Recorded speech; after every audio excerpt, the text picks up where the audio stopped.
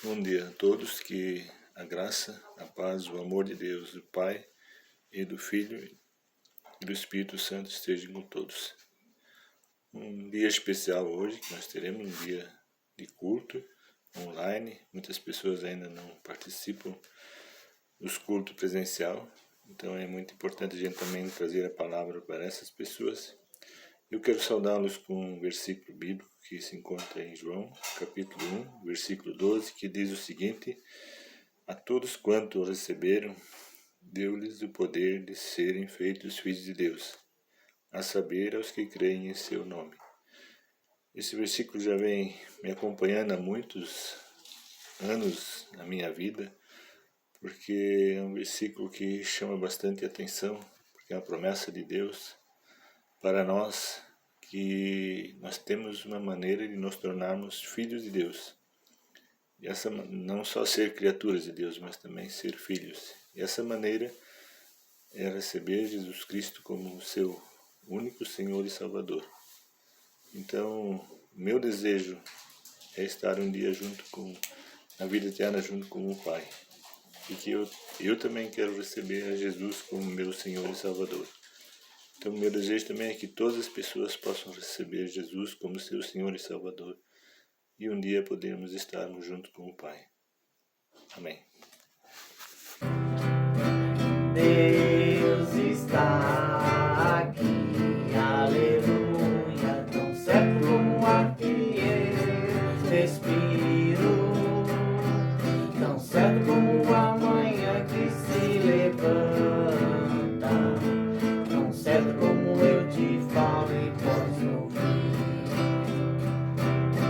Deus está em nós, aleluia, tão certo como o ar que eu respiro, tão certo como a manhã que se levanta, tão certo como eu te falo e posso ouvir. Que a graça de nosso Senhor Jesus Cristo, o amor de Deus o Pai e a comunhão do Espírito Santo esteja sobre todos nós. Amém. Queridos irmãos, eu compartilho hoje com vocês do Evangelho de João, capítulo 6, versículos 1 ao 15. E eu quero narrar essa história, mas antes fazer algumas perguntas. Quem aqui quer ver o problema da fome resolvido? Quem aqui quer ver o problema da saúde resolvido? Quem aqui quer ter um governante sábio, honesto, em quem nós podemos confiar? Esses e outros desejos e anseios povoam nossos pensamentos, nossas orações, e esses anseios, esses desejos sempre estiveram conosco, com a humanidade. Por causa desses anseios, muitas pessoas já foram enganadas por outras com promessas mal intencionadas. O texto de hoje fala desses anseios, fala de expectativas de pessoas que viviam para pagar impostos a um governo opressor. Eles estavam ansiosos por alguém que governasse de verdade, com retidão, com justiça, que não pensassem só em si mesmos, mas no bem da população, no bem de todos. Estavam ansiosos por uma pessoa que lhes trouxesse soluções para os seus problemas cotidianos, para os seus dramas, para os seus sofrimentos. Por isso, Jesus Cristo despertava tanta atenção nas pessoas do seu tempo, por causa dos milagres, das curas que ele realizava. Onde Jesus estava, normalmente havia uma grande multidão para ouvir sua palavra, palavras que davam sentido e ânimo, para ver os milagres que ele realizava. É verdade que tinha muito curioso também. É verdade que muitas pessoas também o seguiam apenas para ficar criticando. No texto anterior, Jesus Cristo faz um discurso grande, importante, sobre sua pessoa. E ele afirmou que ele era o Filho de Deus, que ele veio para julgar o mundo, mas, acima de tudo, para trazer vida e salvação àqueles que crescem nele, que confiassem nele. E após esse grande discurso, Jesus subiu um monte para ficar sozinho com seus discípulos, para poderem descansar, refletir. No entanto, uma grande multidão o seguiu.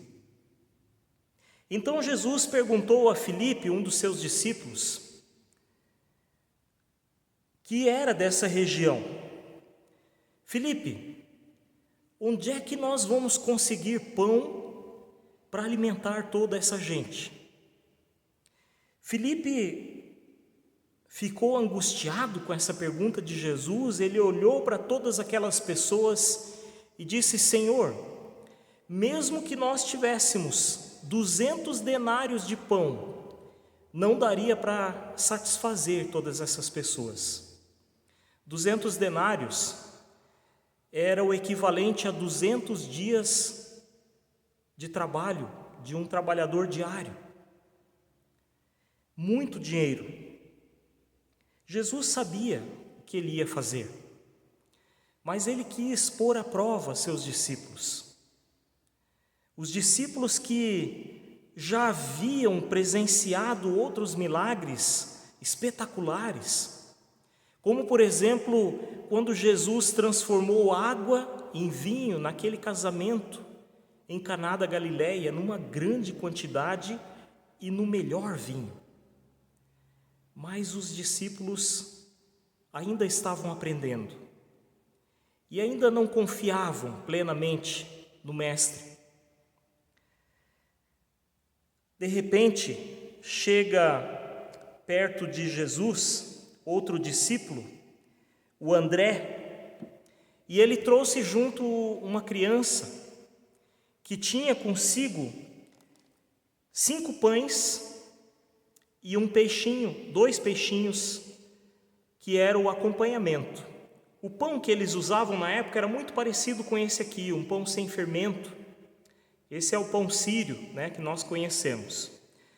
Interessante que quando a gente vê esse pão, nós entendemos porque diz os textos bíblicos, que Jesus partia o pão e eles faziam assim, e dava aos discípulos, cada um pegava um pedaço, e comia e passava adiante.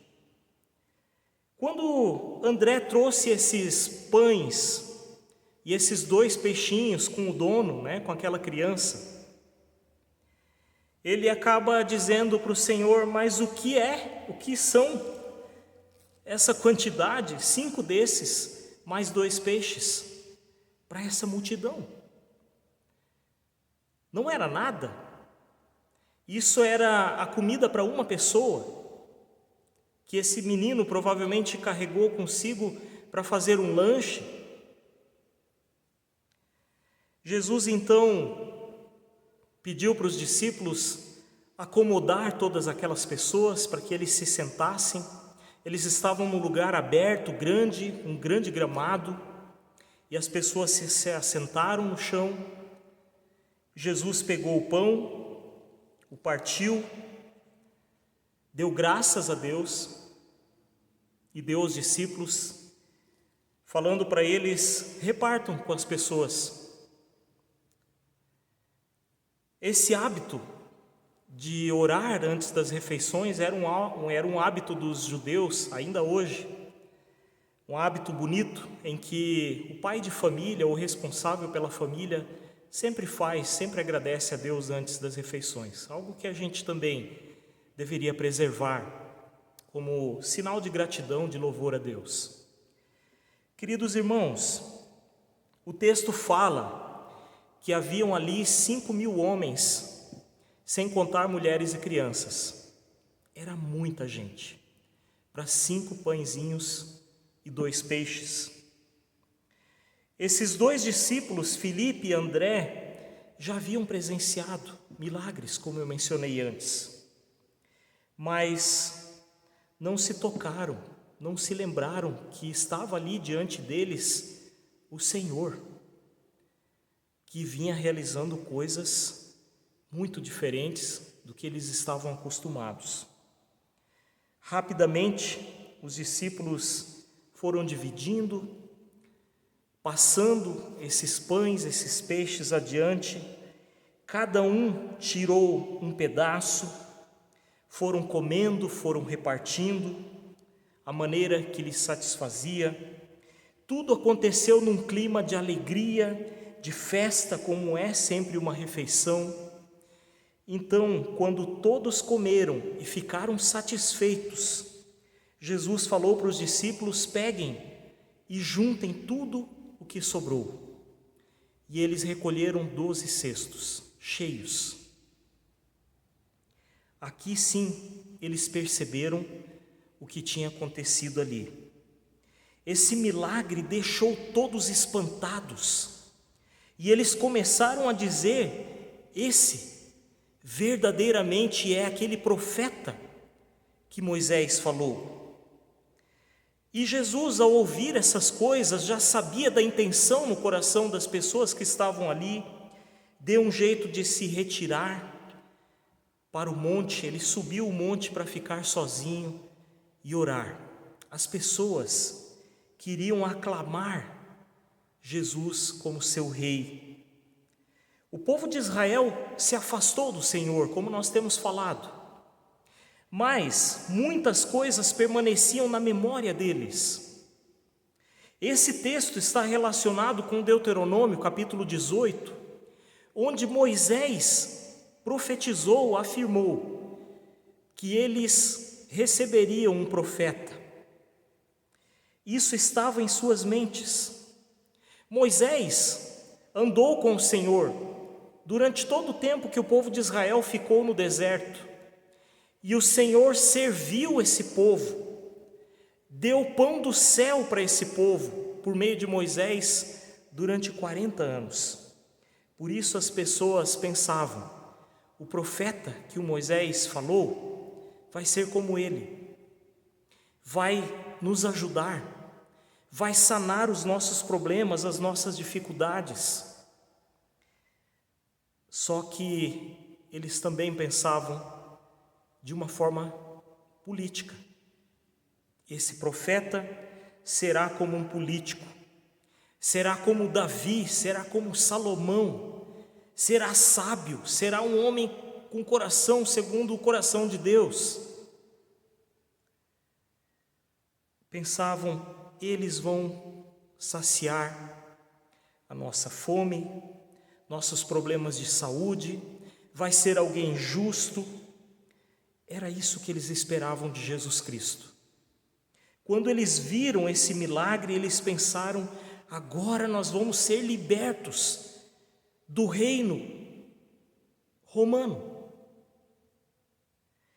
O diabo, na tentação, nos 40 dias no deserto, também fez uma proposta parecida com essa que o povo estava querendo fazer para Jesus.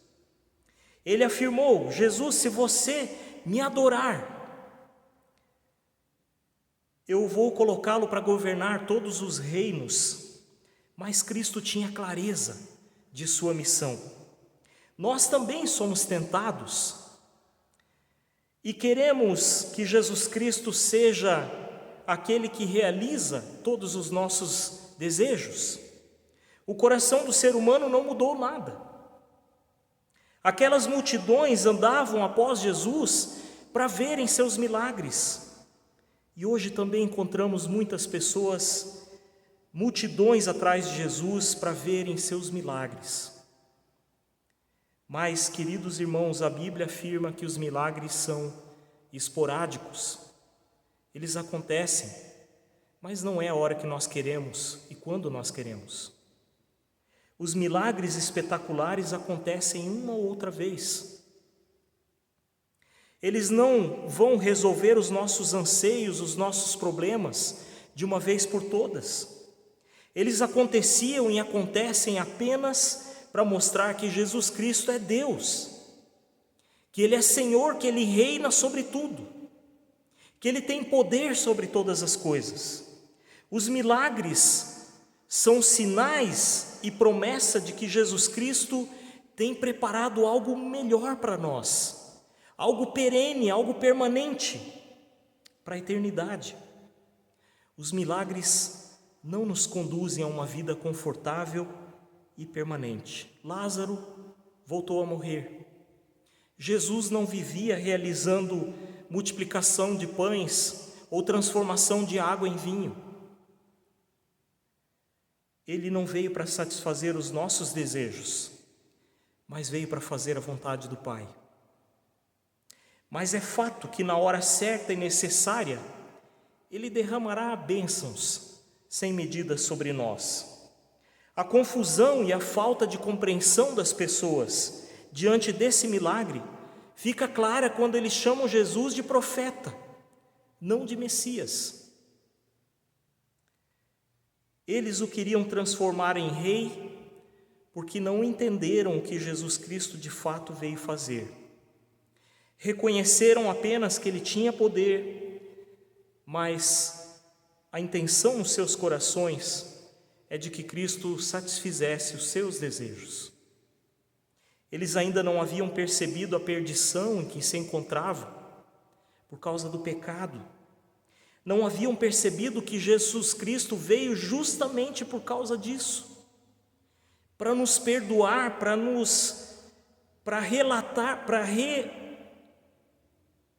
resolver o nosso problema de relacionamento com Deus. É comum desejarmos e pedirmos que o Senhor resolva nossos problemas passageiros aqui. Pedimos e desejamos, antes de tudo, coisas materiais, até mesmo saúde. Facilmente nos esquecemos de pedir por fé, por sabedoria, por compreensão da vontade do Senhor. Também caímos na tentação de achar que Deus tem que resolver os nossos problemas, os nossos anseios. Quase sempre nos esquecemos de pedir um coração humilde, arrependido ao Senhor. Queridos irmãos, milagres nos são dados como sinais daquilo que será na eternidade. Precisamos aprender a submeter-nos à vontade do Senhor, a descansar nele. Cristo não veio para ser um rei político, mas para ser um governante dos nossos corações, das nossas vidas. Alguém em quem de fato nós podemos confiar inteiramente, entregar a nossa vida nas suas mãos. Você já fez isso? Deixe que Cristo reine em sua vida, em seu coração. Não caia na tentação de ficar achando que Jesus Cristo